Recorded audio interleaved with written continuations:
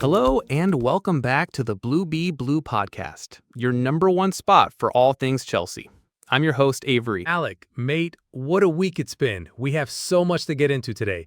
The energy is high after that last result. You are not wrong. We've got a massive show lined up. First, we'll be diving deep into the upcoming West London derby, Chelsea versus Fulham at the Bridge. Predictions, team news, all of it. And then, you are not going to want to miss this. We've got some absolutely insane transfer news, confirmed deals, and rumors that will, frankly, blow your mind. It's going to be a packed one, so let's not waste any more time. Let's get right into it. The Fulham game. Avery, after that demolition, that 5-1 thrashing we handed out, we had to be feeling good, right? Absolutely. Confidence has to be sky high. I mean, it's one thing to win, but to score 5 goals, it just feels like something finally clicked, you know? The attack looked fluid, clinical, words I haven't used much this season. Exactly. But, and there's always a but with Chelsea, we can't get carried away. Fulham are a tricky side. They've had a couple of draws and a good draw against Man United. They're not just going to roll over for us. No, they won't. And it's a derby. Form, it kind of goes out the window in these games. They'll be up for it. Their fans will be loud. It's all about who handles the pressure. But let's be real. The big question mark for us isn't momentum. It's the team sheet.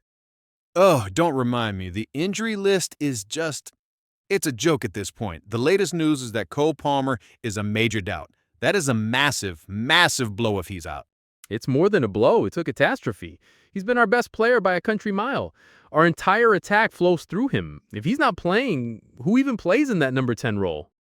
Well, that's the question. And add to that, Colwell is probably out too, so we're looking at changes at the back and in attack. For me, you got to put Santos there, right? Let him be the creative hub. You have to, but, we know he's still getting back to full fitness. Can he handle 90 minutes of a high-intensity derby? I'm not so sure. We might see Neto and Estevão out wide with Delap up top and maybe João Pedro pushing up. I don't know. It just doesn't feel the same without Palmer. It really doesn't. And you mentioned Colwell being out. That's another headache. Who comes in? Do we see Fofana and Chalaba together? Or does he stick with Tosin and bring in Chalaba on the right? The defense has looked shaky, especially in the first game. Tosin staying fit will be a boost. But look, we still have the quality to win this game. We're at home. The crowd will be buzzing. We need to start fast, get an early goal, and not let them settle. If we do that, I think we can still control the game. I agree. The key is going to be our midfield.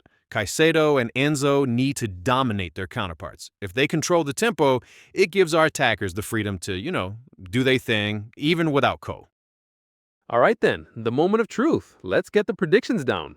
I'm feeling optimistic despite the injuries. I'm going to say Chelsea take it 3-1. A statement win. Wow, 3-1, bold. I think it's going to be tighter. I think Fulham will score, and without Palmer, I worry about our creativity. I'm going for a nervous 2-1 win for Chelsea. I still think we'll edge it, but it's going to be a battle. I tell you what, though, a nervous win is still a win, and I'll take it. But looking more at Fulham, we can't underestimate them. They're a well-coached side under Marco Silva. What do you see as their main threats? Definitely. Their biggest threat is arguably their midfield engine, Pereira. The man is a tackling machine. He disrupts everything. Our ability to control the midfield with Enzo and Caicedo against him will be the key battle on the pitch. If he bosses it, we could be in for a very long afternoon. That's a great point. And up front, they've got players who can cause problems. Iwobi, of course, a brilliant assist in their last game. And Muniz, proper striker. Our defense, which you pointed out is already looking patched up, will need to be at its absolute best to keep them quiet. Totally. And it's not just the individual threats, it's the mentality. A derby gives teams like Fulham a huge lift. They see us as a big scalp, and they'll leave everything on the pitch. We have to be prepared to match that intensity from the first whistle, not just rely on our superior quality. A battle we will win. Okay, from on-pitch battles to off-pitch madness, let's shift gears. The transfer window. And Ben, we have to start with the news that broke this morning. I still can't quite believe it. Mate, it's wild. For those who haven't seen it, it's been confirmed by basically everyone. Chelsea have agreed a fee with Manchester United for